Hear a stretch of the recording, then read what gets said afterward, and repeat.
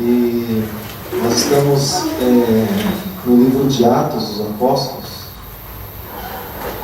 capítulo de número 17, não é isso? Atos capítulo 17. Deixa eu abrir aqui para a gente acompanhar, né? Deixa essa outra Bíblia aberta aqui também, porque ela tem uma versão bem interessante. E algumas palavras até mesmo dispensa, até procura no dicionário, quando a gente olha para essa tradução. Atos dos Apóstolos, capítulo 17. A partir do versículo de número 18, é isso? Nós comentamos um pouco a respeito do versículo 17, né? E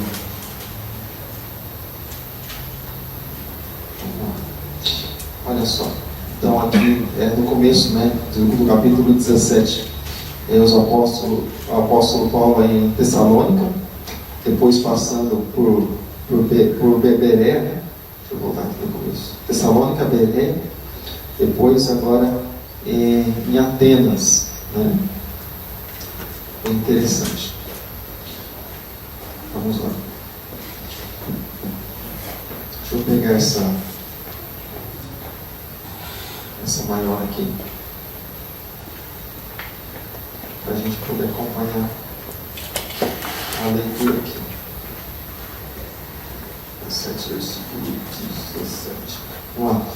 Versículo 17 está escrito, nós comentamos, fizemos um pequeno comentário, não semana passada, que semana passada nós vimos um pouco a respeito do judaísmo, vocês se lembram disso? Como nós vamos ver a respeito dos judeus, não judeus, né? Fala também a respeito de gregos, né? Que também é uma forma de expressão para um grupo de pessoas lá, que eram convertidas, até mesmo simpatizantes do judaísmo.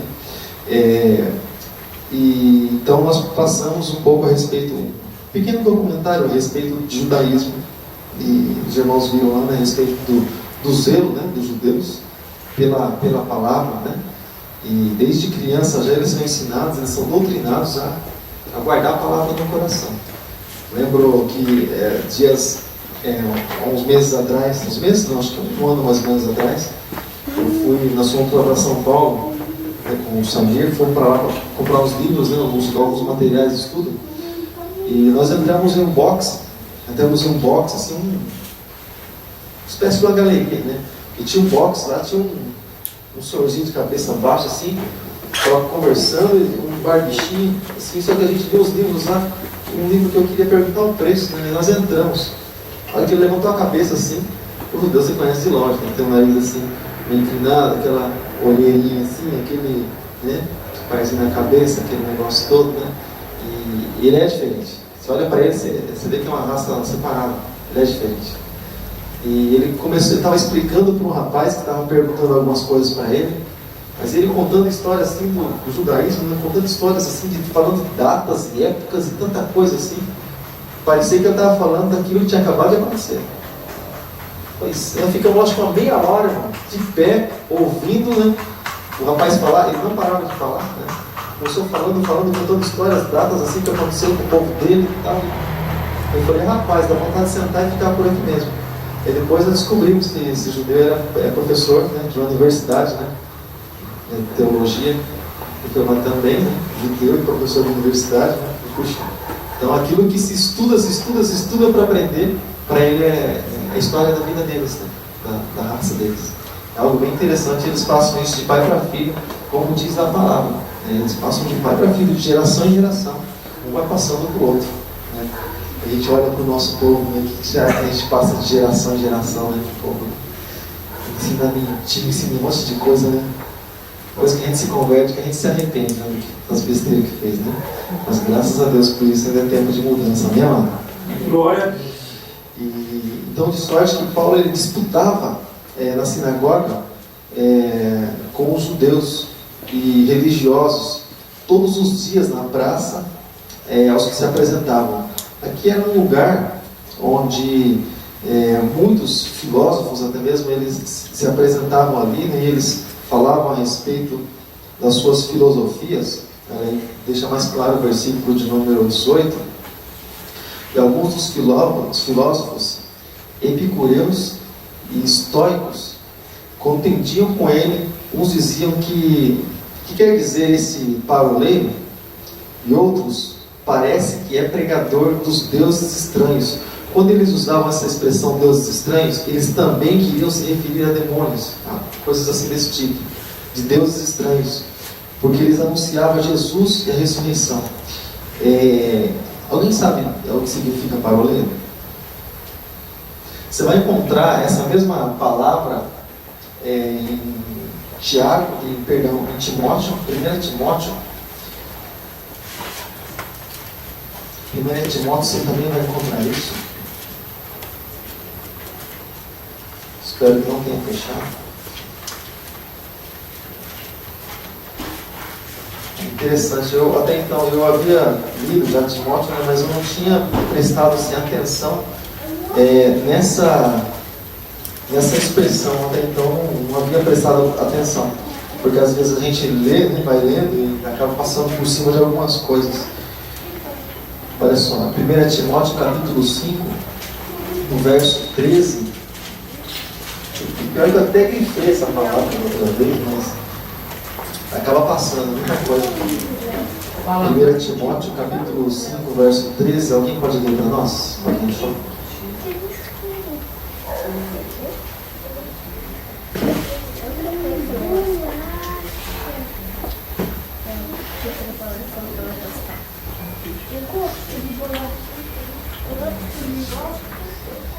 Amém?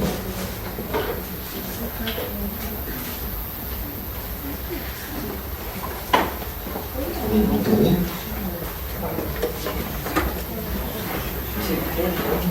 Beleza. E além disto, aprendem também a andar ansiosas de casa em casa, e não só ociosas, mas também paroleiras e curiosas, falando o que não convém. Porque o apóstolo Paulo mesmo falando, né, usando essa mesma expressão. Então, eu só não dizer isso. Tagarela, né? Segundo o dicionário, também é vão, né?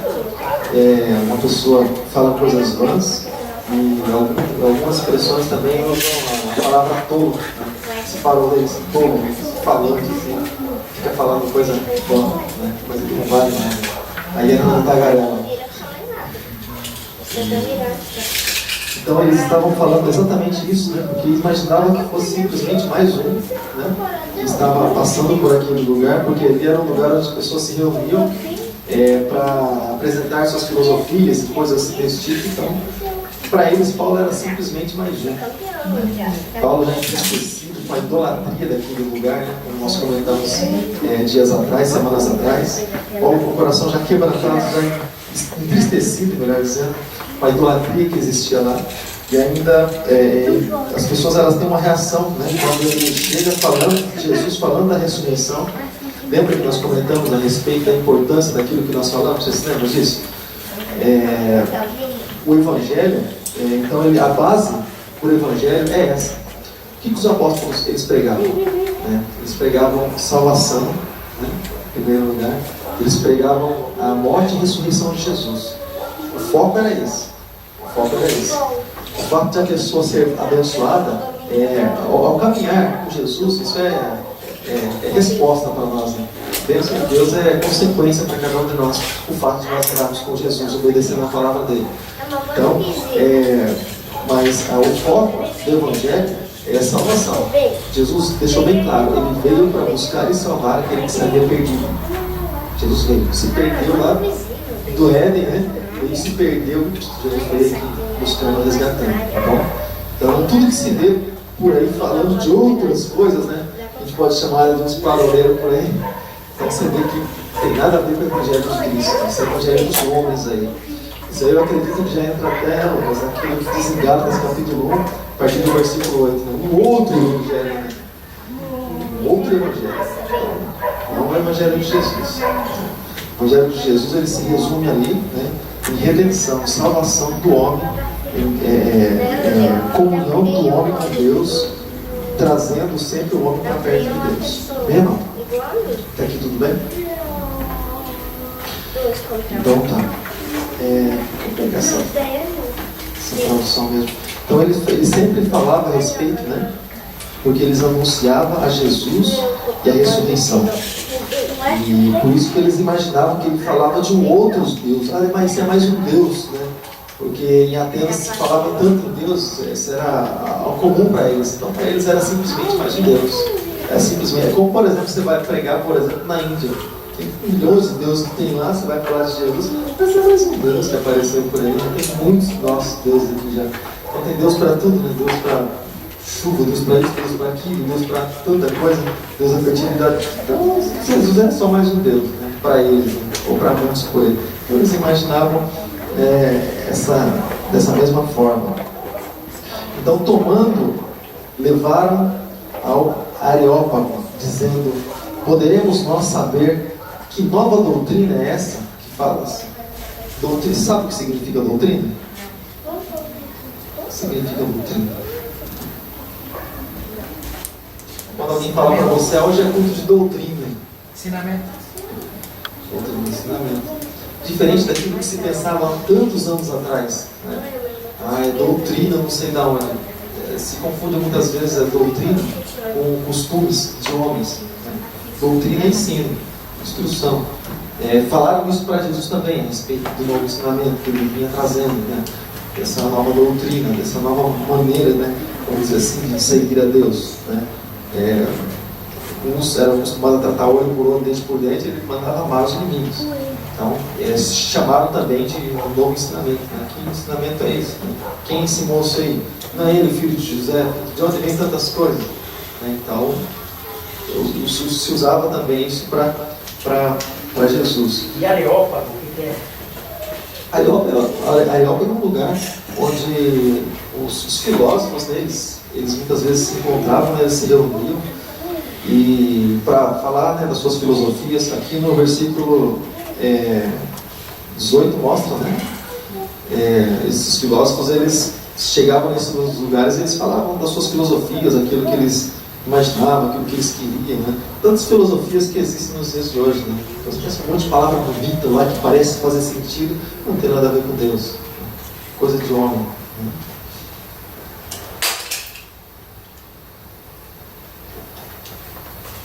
Podemos nós saber dessa nova doutrina que falas? Até aqui tudo bem? Se quiser fazer algum comentário, irmão, você pode se manifestar, tá bom? Você pode ficar à vontade, tá bom? Em nome de Jesus. Pois coisas estranhas nos trazes aos ouvidos, queremos, pois, saber o que vem a ser isto.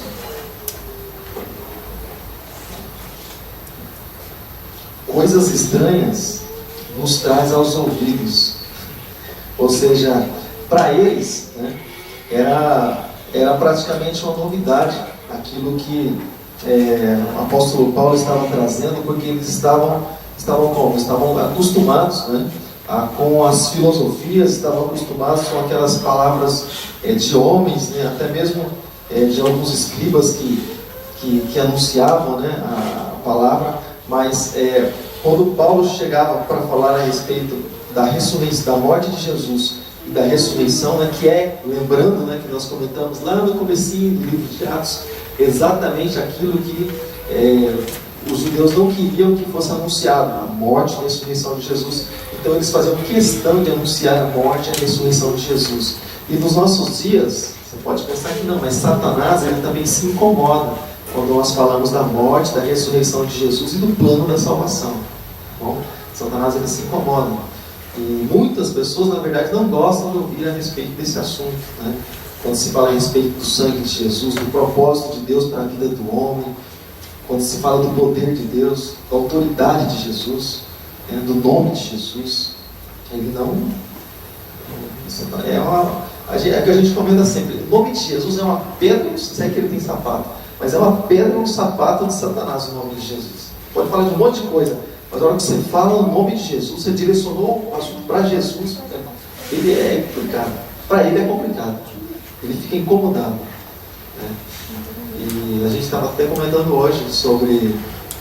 Tem um rapaz lá, e você quer ver ele sair de perto de você, irmão? Ele pode trazer serviço para você. Você quer ver ele sair de perto e começa a falar de Jesus. Parece um perturbado, sabe? Um negócio impressionante. Fica assim, dá 2 minutinhos, cadê o Zé? O Zé só deu o rastro do Zé. Você fala, tem problema. Então o espírito, sabe, que incomoda, é impressionante, O Lucas sabe disso. Quando você vai orar, por exemplo, para algumas pessoas, tem pessoas que possessas, elas tampam os ouvidos. Elas tampam os ouvidos quando você fala o nome de Jesus. Por quê? Para que o nome de Jesus não entre nos ouvidos dela e não faça obra. É interessante, né? Tampa, ele bota as 2 mãos no ouvido. Fica ali, sabe? E é interessante. Tem que arrancar a mão e botar o nome de Jesus para dentro. É interessante. Por quê? Porque é problema, né? Luz e trevas não combinam. Então, quando o nome de Jesus começa a fazer mal para alguém, né, é porque a pessoa ela, ou está saindo da luz, ou está virando trevas, ou já está praticamente nas trevas. A pessoa ela se distancia de Deus, é porque o nome de Jesus já não está mais trazendo prazer para ela. Por isso que nós falamos daquelas coisas bem básicas do cristianismo. Quando você ama Deus, você lê a Bíblia. Quando você ama Deus, você ouve de Deus, você fala de Deus. Quando você ama a palavra, sabe, aquilo que começa a fazer parte da tua vida, e isso faz bem para você. Agora, quando começa você a pensar assim, puxa, mas de novo, puxa, só fala disso, é porque tem coisa errada com a gente. Ou a gente escondendo alguma coisa, alguma capa babilônica está no meio da tenda. A gente precisa descobrir isso, né? Arrancar isso fora e jogar fora. Ou tem coisa errada. A pessoa começou a se incomodar por estar ouvindo muito a respeito de Jesus, do reino de Deus. Tem coisa errada, né? A nossa vida é essa nesse mundo, né? Ouvir de Deus, falar do Senhor, louvar a Ele. A nossa vida é essa, a nossa vida tem que ser essa. Lembrando que nós estamos nesse mundo, mas nós não pertencemos a Ele. Isso é só uma passagem. Então aqui nós somos de Jesus, nós fomos comprados por Ele e nós pertencemos a Ele. Tá bom, irmãos? Algum comentário? Então eles queriam saber que tipo de ensinamento, né, que Paulo estava trazendo, que eles estavam trazendo ali em Atenas, porque até então, para eles, isso era novidade. Para eles, esse conhecimento, essa doutrina, esse ensinamento, acabava sendo, né, uma novidade. Pois coisas estranhas trazes aos nossos ouvidos, queremos, pois, saber o que vem a ser isso, né? O que é isso? Pois todos os atenienses e estrangeiros, residentes de nenhuma outra coisa, se ocupavam senão a dizer, ouvir alguma novidade. Ou seja, dá a impressão aqui que a gente, né, olhando assim, dá a impressão que aquelas pessoas que gostam de coisas novas, né, e até mesmo, vamos dizer assim, sabe aquelas pessoas, vamos trazer para nós, sabe aquelas pessoas fofoqueiras? Gostam sempre de coisa nova, né?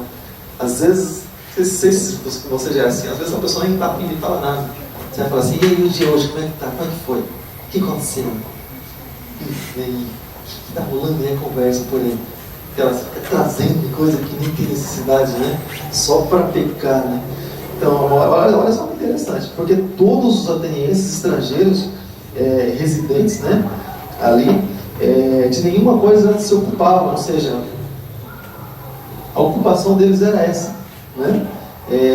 Em dizer ou em ouvir alguma novidade, em querer novidade, né?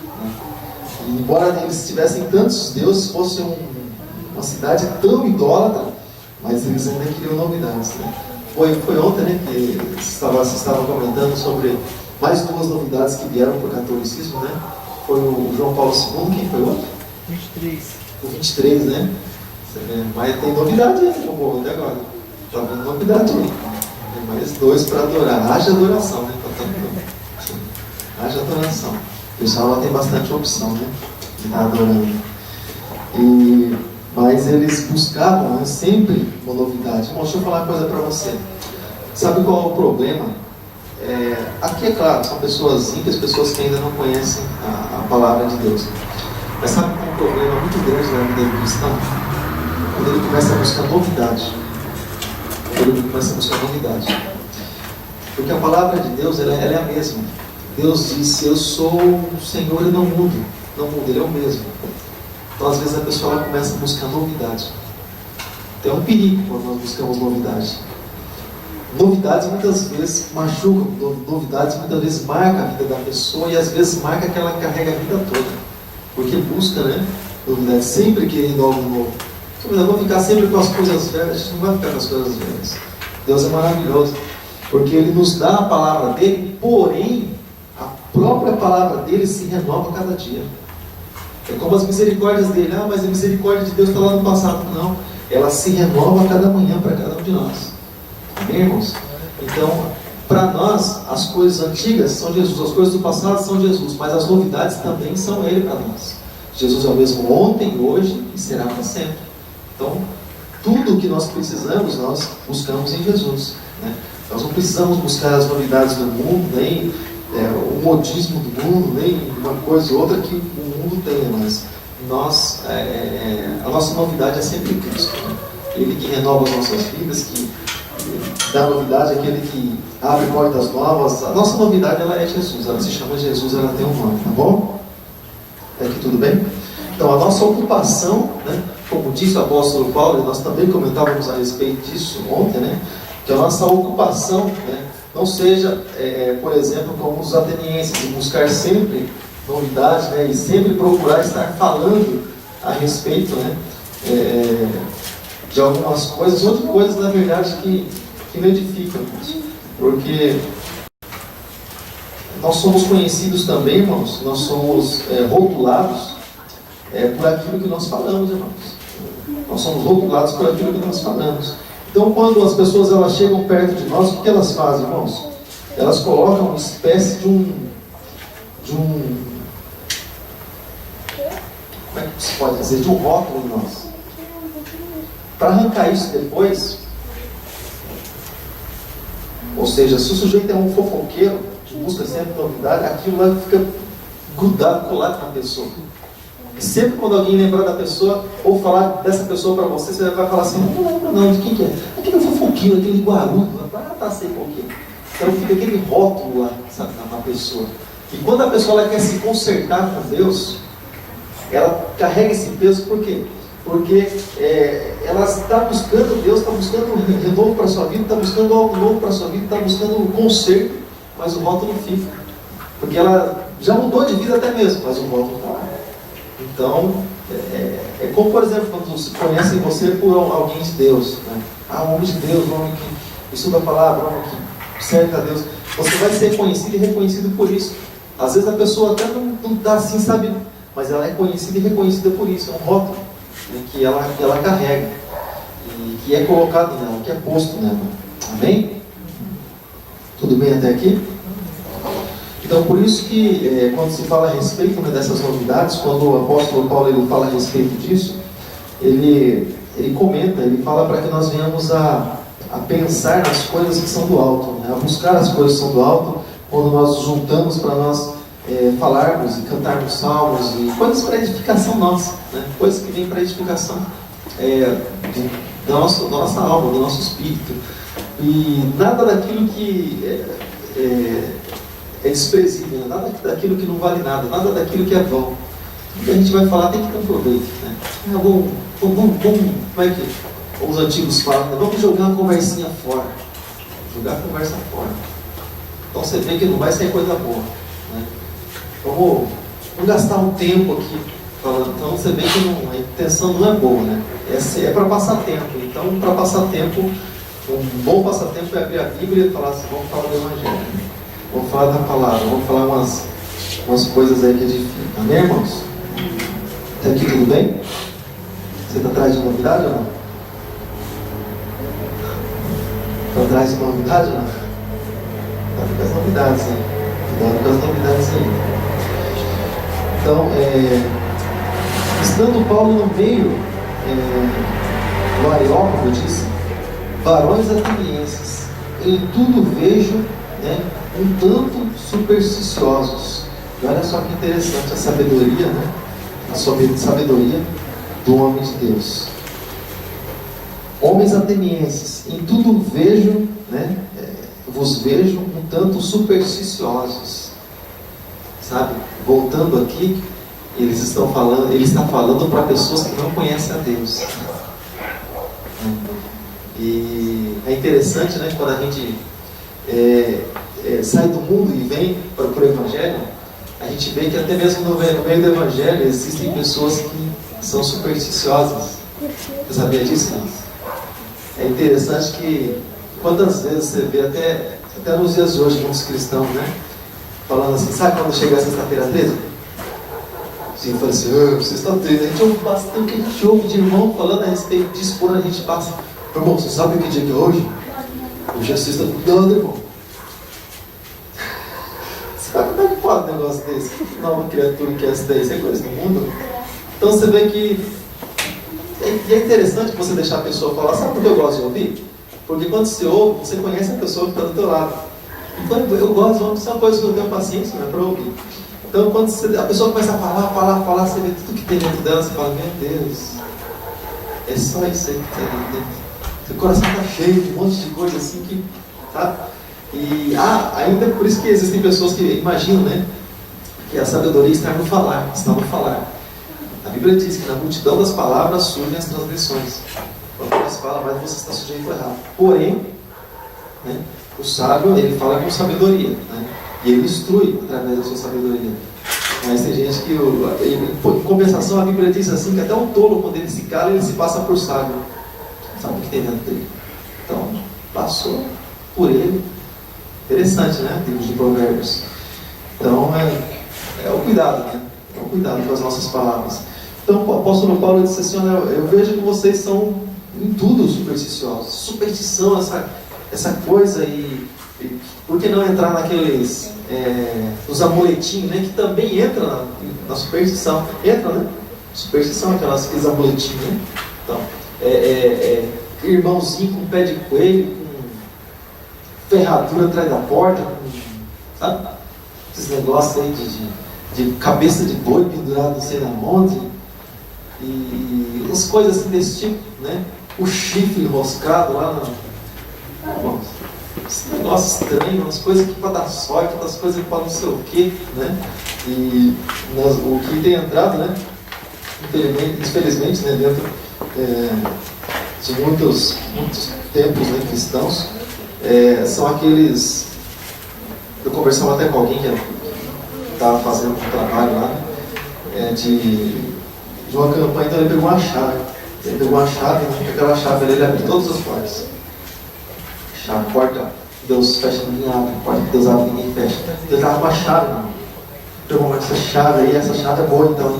Nessa chave aqui ela abre a porta, por exemplo, faz uma. Essa é a chave. Essa é a chave. Então, as pessoas confiam nisso aí, né? E isso não deixa de ser superstição, porque ele crê nisso, né? Se ele crê só em Jesus, já não é suficiente para ele. Crer também é alguma coisa. É como, por exemplo, né? As pessoas que são idólatras, né? Elas, se crê só em Deus, parece que já não é o suficiente. Elas têm que crer mais alguma coisa. Ora para esse, que manda para aquele, que pede para o outro, que pede para o Pai. Aí vai. Então, em nome de Jesus, parece que não é o suficiente. Então, as pessoas dos dias de hoje, infelizmente, isso tem entrado muitas vezes, se elas pedirem para esse controle aqui, né, elas sabem que esse controle aqui é o que vai controlar a vida delas agora. Então, Deus está no controle. A vida dela vai ser controlada por 100% por Deus. E no controle de Deus a coisa vai para frente. Vai dar certo. Então ela crê no controle, crê em tanta coisa assim. As pessoas que são supersticiosas, né? E aquela água, leva água lá, água que sarra, água que não sei o quê. Um monte de coisa arada lá, sabe? Então, isso é coisa dos homens, não coisa de Deus. E o apóstolo Paulo falou, e principalmente por causa desse assunto aqui, ó. Esse versículo, eu gostaria de parar um pouquinho nesse assunto aí, nesse versículo 23. Porque passando eu e vendo os vossos santuários, muitos santuários, achei também um altar escrito ao Deus desconhecido. Então, de tantos santuários que eles tinham ao Deus desconhecido. Você vê tanto Deus que eles tinham. E olha só que interessante. Paulo usou essa expressão Deus desconhecido para falar a respeito de um Deus que é claro que eles não conheciam, senão não tinham tantas superstições assim. Então nós podemos chamar de Quando a pessoa ela é supersticiosa, tem tanta superstição assim, significa que ela não conhece o nosso Deus. Ela está ligada ainda no mundo lá fora. Você vê como é difícil a gente tirar as raízes, né, do mundo lá fora? Sabe por quê? Porque o povo de Israel, os hebreus, até então, lá quando Moisés tirou eles do Egito, da escravidão, olha só que interessante. Deus guiando o povo pelo caminho. O povo andando, sabe, ali, de dia na nuvem, debaixo da proteção da nuvem, para eles não morrerem, para eles não perecerem. De noite, numa coluna de fogo, para eles também não perecerem, porque no deserto é muito frio. O próprio Deus aquecia eles. A roupa crescia no corpo das crianças. Você imaginou? O sujeito usando a roupa com 2 anos, mas também está com 30 anos, a roupa é a mesma. A roupa crescia no corpo, mano. Então, não esticava, a roupa não esticava, ela crescia no corpo. Os sapatos cresciam nos pés, a roupa crescia no corpo. E, só que interessante, embora eles viram tantas coisas o Senhor fazendo, eles estavam com o coração, eles estavam arraizados lá no Egito. Lá no Egito. Qualquer probleminha, qualquer dificuldade que eles começavam a passar, eles já lembravam do Egito. Eles não fixavam ali no tempo presente. Não, mas agora nós somos de Deus. Deus nos tirou de lá, então agora Deus está no controle. Se a gente perecer, Deus permitiu, mas não. Eles preferiam viver lá no Egito, com os costumes do Egito, sendo escravos, né? Sendo escravos, do que ser livres diante do Senhor e na presença de Deus. Então, quando a pessoa começa a passar por aflições, o que acontece? Ela se lembra já do mundo lá de onde ela saiu. E começa às vezes a trazer alguma coisa para cá, porque é importante para muitas pessoas não é simplesmente viver uma vida diante de Deus, é fazer o negócio dar certo. O negócio tem que estar certo para a pessoa. Ela não se conforma se Deus mudar a direção para que aquilo não dê certo, pelo menos naquele tempo, mas porque Deus é o dono do tempo também.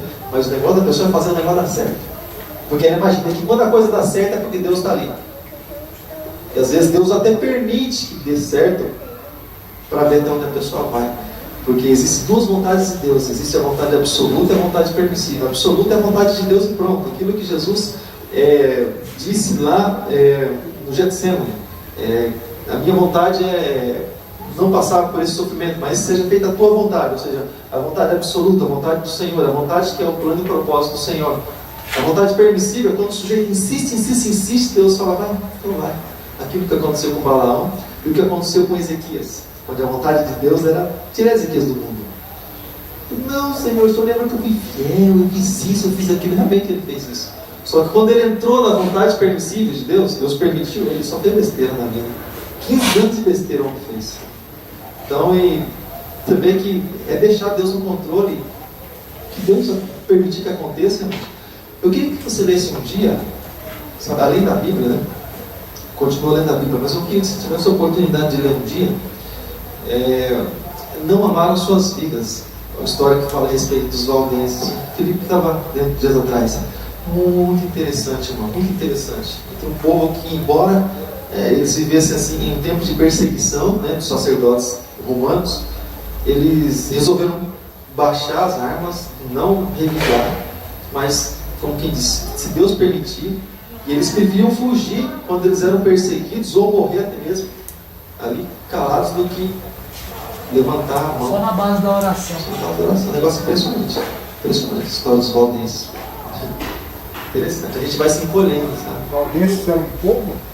Era um povo. É conhecido também como o cristão das montanhas, né, dos montes. Né? Valdense porque Pedro Baldo, que foi o cristão, o discipulador deles, formou um povo, né? Tinha o povo de um lado da montanha e do outro lado da montanha. Do outro lado da montanha não era muito assim não, mas existe um grupo de pessoas lá de valdenses que é bem interessante, muito interessante. Se deu cuidado de Deus ali naquele povo. Valdenses nada como se fosse nós, né? Como se fosse nós. Cristão, né? E tinha os perseguidores que eram os católicos. Que é como se fosse na época primitiva, né? Eles eram queimados pela fé deles, né? Quando eles começavam a se converter ao Evangelho, porque conheciam a palavra, não ia na missa no domingo de manhã, No outro dia o sacerdote estava lá. E aí, o que aconteceu? Foi da missa? Foi de celebração? Então, eles hoje você vê a opção que a gente tem, você vê com a Bíblia da sua casa. Mas eles tinham que andar com um papelote assim, com enroladinho, escrito da Bíblia. Eles enfiavam assim nos vãos. Pedaço de papel. Nas portas, nas paredes, assim, nos vãos, assim, sabe, nas frestas. Os sacerdotes não desconfiarem. Se desconfiassem que eles estavam com trechos da Bíblia, lendo versículos da Bíblia, eles matavam. Tem conversa. Confiavam. É interessante, muito interessante essa história. Tudo bem? Então aqui quando eles falavam ao Deus desconhecido, ele usou essa expressão onde existia um altar, sim, vazio ao Deus desconhecido, que eles ainda não conheciam. Então Paulo veio apresentar um Deus também, um Deus que se carregava, como os muitos deuses que eles tinham, mas um Deus que carrega a pessoa. Não um Deus que precisava colocar comidinha na boca. Você já viu isso? Eu fazia entrega, quando eu trabalhava na rua fazendo entrega, eu fazia entrega com a floricultura. Eu teve um dia que eu estava olhando assim por nada, aí eu olhei bem no canto, assim, de trás, algum negócio assim em cima, bem no canto. Eu falei, mas o que é aquilo ali? Aquilo ali é santinho e tal, aqui devolve. Mas aqueles negocinhos lá, o que é? Não, aquilo é uma comidinha que ela colocava lá. O demoninho colocava comidinha. Eu falei, mas comida, mano, estraga. Não, mano, eu como. Quero ele. Ele come. É interessante, né? É interessante. Ou seja, mas o Deus desconhecido, então, ele estava falando a respeito de um Deus que sustentaria aquele povo, um Deus que traria paz, que traria consolo, que traria uma nova direção para aquele povo, que não precisava ficar buscando as novidades do mundo, mas as novidades das nossas vidas que nós precisamos e que eles precisavam estava único e exclusivamente nesse Deus, né? Um Deus que não precisava se perder no meio dos deuses. Qual é o Deus para isso? Deus para isso aqui acho que é Deus tal. Os irmãos foram católicos, né? A grande parte dos irmãos foram católicos. Cada dia praticamente é dia de um santo, né? Praticamente cada dia é dia de um santo. Por exemplo, se perguntar que dia de que santo que é hoje? Foi católico, tem mais de 30 anos. Tanta coisa que tem. Você sabe, se perde no meio do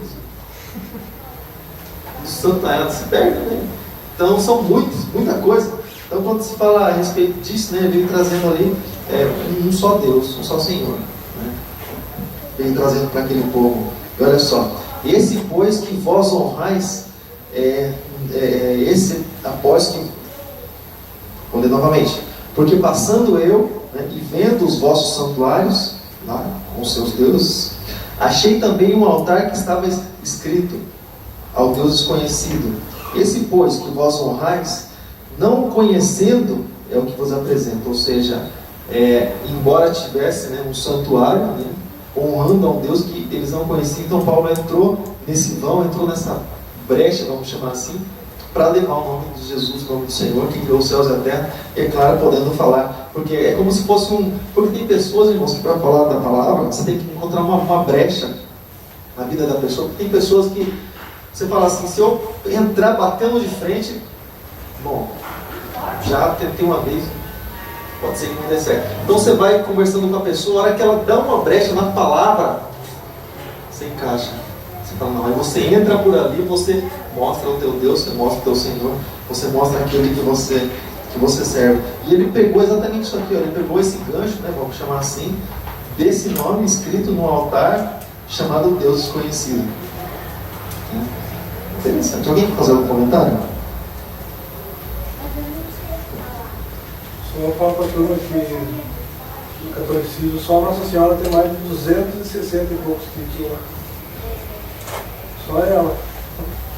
Nossa Senhora das Cabeças, Nossa Senhora do Pegaúdo, Nossa Senhora da Desterro. Eu e o André, né, ficava brincando, lendo os nomes. E aí eu brincava com o André que eu era. Eu não creio, né? Porque Nossa Senhora das Antigas, André. Eu, Nossa Senhora das Antigas. Mas dava risada, olha só. A gente dá até risada de tanto título que tem, cada título totalmente embaçada. Fora centaiada, né? Que a turma de voto, né? Nossa, tem milhões de vezes aí. E lembrando, né, que nos centros, essas imagens elas têm um nome. Né? Nas igrejas católicas elas têm outro nome, mas as mesmas imagens. As mesmas imagens. Você percebe que é um negócio demoníaco. Um negócio do cão mesmo. Aqui tem lá no centro tem um nome. Chega dentro da igreja tem outro nome. Falar uma coisa também, né, que eu li, achei curioso no jornal, que o mesmo dia que é comemorado de Iemanjá lá no mar, feitas as oferendas de Iemanjá, os católicos também estão fazendo um culto à Senhora dos Navegantes. É a mesma entidade, só com outro nome ali, só para agradar eles, né, para engabelar eles, mas estão fazendo o mesmo tributo que o mundano, lá, que o místico, né, os macumbeiros estão fazendo. Para navegar junto já. Eu vi no jornal esse daí. Aí nos outros dias assim, a cidade sofreu alagamento, acidente. Essa foi a bênção que ela trouxe, entendeu? Esse foi o fruto, ninguém percebe nada, né? Que nem o Papa Francisco, quando veio aqui visitar o Brasil, deu um frio muito forte mesmo, assim, do nada, né? E deixou a gente assim com tremedeira, que a gente não podia nem lavar a mão na torneira, tanto frio. Assim que ele foi embora, o frio amenizou, também ninguém, né, muitas vezes se ligou nisso, né, os católicos. As coisas eu vi assim. Sem encontrar o frio espiritual. Né? Porque muitos se juntaram juntaram a ele. espiritual. Muitos se juntaram a eles, né? A gente Bazar, com tantos outros lá, né? Cantando lá no evento do homem, né? De certa forma influenciam outros, né? Espiritualmente falando. Eu encheu a boca, falei, o evangélico tinha no meio para ver o carro. E a reportagem. Até que ponto, né? Até que ponto chega. A gente deixa as coisas de Deus para se achegar a isso. Né? Os caras pegam a oportunidade de falar a verdade, né? O Fernandinho, um dia o cara falou para ele, esse cara da Globo, né? O que você tem contra os católicos? Eu não tenho nada, apenas uma janela diferente, eu vejo o evangelho. Eu tenho tudo, porque meu Deus tem tudo, ela já está condenada em Apocalipse capítulo 17, no versículo 18, verso 4, Deus manda sair do meio dela, porque os pecados já chegaram até lá, o trono de Deus, e Deus vai destruir ela no Apocalipse. Apocalipse é futuro, então nós vamos ver isso ainda, ela ser destruída pelas mãos de Deus. Né?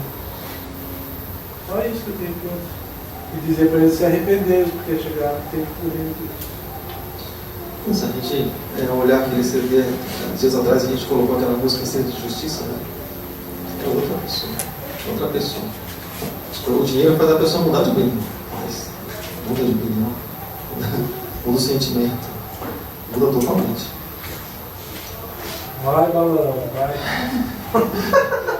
A oferta foi boa. A oferta deve ter sido boa. E aí, olha só o que o apóstolo Paulo está falando, né? Aí o apóstolo Paulo começa a falar, né? Deus desconhecido, que vós honrais, não conhecendo, né? É o que eu vos anuncio. E aí ele começa a anunciar, né? Olha só, já pega e já começa a entrar no assunto. O Deus que fez o mundo e tudo que nele há, sendo Senhor do céu e da terra, e não habita em templos feitos por mãos de homens. Aí ele já começa a quebrar, sabe? De uma maneira assim, muito discreta, mas ele já começa, sabe? Deus não habita no seu santuário, né? Deus não habita em templos feitos por mãos de homens, nem tampouco é servido por mãos de homens, aquilo que a gente acabou de comentar, da comidinha, põe frutinha. No Paraná a gente aprendia tinha um bombinho de laranja de Chico, o negócio que era diferente, né? É um temor para não comer aquilo lá, não sei o que. Botava assim no meio, em cima do topo, assim, não chupava de jeito nenhum. Pegava um bombinho lá e punha lá e deixava lá. Né? Aprendia, né? E nem tampouco servido por mãos de homens, como que necessitando de alguma coisa, pois Ele é quem dá a todos a vida. Amém, amém? E a respiração em todas as coisas. Olha o que o homem fala. Olha como fala a palavra. E de um só fez todas as raças dos homens, para habitarem sobre toda a face da terra, determinando-lhes os tempos já dantes ordenados, os limites as suas habitações. E é interessante, eu sempre quando eu falo em limite, a gente lembra de uma coisa que eu fico impressionado. A gente sabe que tudo Deus põe limite, Deus organiza todas as coisas, mas sustenta todas as coisas no alto. Mas uma coisa que eu fico impressionado é a água, irmãos. A água eu fico maravilhado na hora que eu vejo a água assim. A hora que você olha assim, sabe, as ondas da praia, é um negócio impressionante, sabe? Elas vêm assim, ó, e chegam no limite que Deus pôs, ela volta. E vem outra por cima, chega no limite, ela vai até ali. Sabe, um negócio impressionante. E você olha, o negócio mais interessante é que quando você olha assim, ó, ela vai, dá a impressão que ela é mais alta do que o lugar que você está. Mas ela não invade aquele espaço. E um negócio assim, bem infantil, uma coisa bem infantil, coisa bem de criança que você pode fazer, é quando você pega um torrão, assim, sabe, de terra, assim, sabe, um torrão, um pedaço de terra, assim, socado, assim, sabe, dura, e você põe dentro da água, acontece, aquilo, aos poucos, né, vai se desfazendo, daqui a pouco vira, né, nadando, só. E é interessante que Deus, Ele separou todas as coisas, olha só, uma parte não invade a outra, é a água debaixo da terra. Por que a água debaixo da terra não invade nós? O natural seria isso, né? A água está debaixo da terra, a água ela vai, né? Tem até um ditado, né, que diz que a água mole, pedra dura, todo vale até que fura. Essa não fura, porque Deus falou que ela não pode furar, mas ela está por baixo. E entre 4 partes, 3 são de água e 1 só de terra. Ou seja, tem mais água do que terra, mas a terra permanece, porque Deus disse que tem que permanecer. Deus separou cada um no seu espaço, né? Você pode ver, você começa a cavar lá. Até um engenheiro aqui, o Thiago, né, está responsável por essa obra. Ele estava aqui comigo esses dias, alguém ligou para ele. Eu falei, que aconteceu algum problema, Thiago? Ele estava meio preocupado. Eu falei, pois é, o rapaz foi cavar aqui umas brocas aqui para construção. Pô, deu água no terreno, começou a sair água lá. Ou seja, está mais perto para cavar a broca. A broca é 3 metros, 4 metros no máximo para cavar a broca. E no São começou a sair água já. E o rapaz perguntando para ele, o que eu faço? Saiu água aqui debaixo de casa. Ou seja, você vê, irmãos, mas ela não invade. Ela está lá. Naturalmente, se tem mais água dando pressão, ou abrir um buraco lá, aquilo vem para cima, mas não fica lá, porque Deus mandou ficar lá. Curioso, né? Deus é maravilhoso, né? Deus é contra a palavra dele. Se ele mandou, irmão, pode ter certeza que vai ser, vai acontecer. Ele é maravilhoso, né? Deus é poderoso demais. Então, Deus só fez todas as raças dos homens para habitarem em toda a face da terra, determinando-lhes os tempos já dantes ordenados, os limites, né, de sua habitação, para que buscassem ao Senhor. Se porventura, tateando, pudessem achar, ainda que não está longe de cada um de nós. A palavra tateando. Você sabe o que é isso? Não? Alguém sabe o que é isso?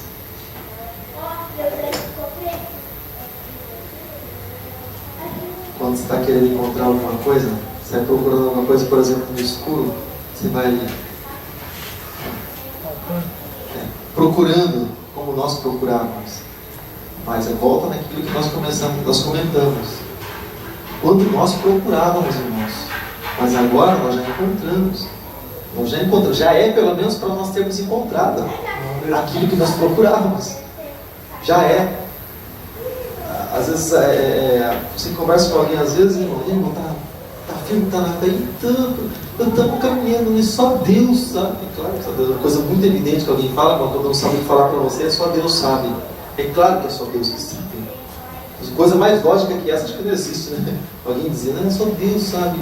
Então, irmãos, mas a gente não tem que estar procurando, a gente tem que ter encontrado. O tempo de procurar já foi, né? Essa pessoa fica procurando no cristianismo a vida inteira.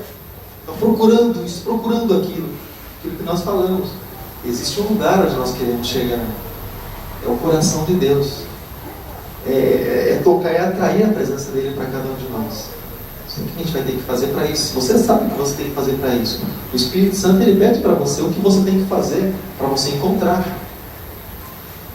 Para você chegar na vontade, no centro da vontade de Deus. E você só pode dizer assim, não, eu encontrei Jesus, quando você chegou no centro da vontade de Deus.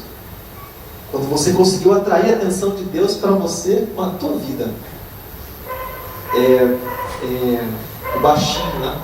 Zaqueu, ele subiu na figueira, ele não queria saber se a figueira era brava, era mansa, o que era. Ele subiu na figueira, ele queria pelo menos ver Jesus. Ou seja, é o preço que ele pagou para que ele pudesse ouvir, olha, hoje entrou salvação nessa casa. O preço que ele pagou. Né? Às vezes a gente pensa para sair de casa para adorar, né? E é aquilo que nós comentávamos sempre, né? A respeito disso. Nas horas, irmãos, mais difíceis da nossa vida, nas horas que aparentemente não tem motivo para adorar, para glorificar, as horas que você olha assim, sabe, é só tragédia, só coisa que ruim acontecendo. Nessas horas é que os olhos de Deus se voltam para nós, para saber o que é que sai de nós, o que é que sai dentro de nós. Sai adoração, sai blasfêmia, sai dúvida a respeito do nosso Deus, o que sai de nós? Sabe por quê? É porque nesses momentos que Deus arranca a adoração. É quando você, sabe, tá tudo bem, maravilhoso, você tá lá, sentado na redinha, vamos adorar a Deus. Amém, glória a Deus, ação de graça, louvado seja Deus por isso, todo o tempo. Mas a hora que Deus arranca a adoração lá dentro de você, a hora que vem a tribulação, a hora que vem, assim como Jó, sabe, perdeu tudo e lá no final ele pode dizer, antes eu conhecia Deus de ouvir falar, mas agora eu conheço Deus de andar com Ele. Nos momentos de dificuldade, de adversidade, lá Deus se manifesta na nossa vida. E lá nós conhecemos a Deus, porque Deus não se conhece na Canaã. Na Canaã se desfruta do poder, da graça e do favor de Deus. Deus, você conhece Ele no deserto. Por que o povo saiu da escravidão? Onde o povo foi celebrar a Páscoa? Vamos celebrar a Páscoa lá em Canaã. Celebrar lá no deserto. É por isso que nós precisamos ter nossa própria experiência com Deus. E você tem experiência com Deus na hora de dificuldade da tua vida, na hora que está desempregado, na hora que pode não abre de jeito nenhum, na hora que tem enfermidade, na hora que o presbítero Daniel, né, a esposa com câncer, né, médico, né, já o câncer médico já, né, trata diferente, mas entrava no quarto louvando a Deus, o tempo todo adoração. Hoje onde eu vou estar? Deus honra. Deus honra. Deus honra. Então, pertence a Deus. Nesses momentos é que nós entregamos a verdadeira adoração ao nome de Jesus. Por que você tem que pagar um preço? Por que a gente sempre fala em pagar preço? Sair da nossa casa, principalmente quando tem gente em casa e quando chega bem na hora, não, agora eu vou ter que sair. Agora eu estou com compromisso, agora eu vou ter que... O que isso é? Isso é um preço que você paga. Porque alguém vai pensar alguma coisa e vocês falam assim, não, puxa, o que a pessoa será que vai pensar de mim? Mas a gente não pensa, o que será que Deus vai pensar de mim se eu for? Como será que eu vou ficar com Deus? Mas a pessoa fala assim, parente nunca mais vai vir em casa, beleza. Mas se a gente disser para Deus, hoje eu não vou não, o Senhor entende, porque tal pessoa está aqui em casa. Será que Deus, Ele também, será que Ele vai vir de novo na minha casa? Será que eu não vou entristecer o Espírito Santo a ponto de ele ficar do lado de fora? Eles podem saber de uma coisa, irmão. Para a gente ganhar a comunhão de Deus, é caro, a gente paga o preço também. Mas para você perder, é simples. É simples. Bem simples mesmo. Então, por exemplo, você trabalha e compra algo que é caro. Mas o ladrão às vezes entra, rapidinho. Então, a comunhão para se buscar com Deus, ela tem preço. Bem, irmãos? Graças a Deus por isso. A gente vai parar porque alguém quer fazer o comentário. A gente fez praticamente a leitura hoje.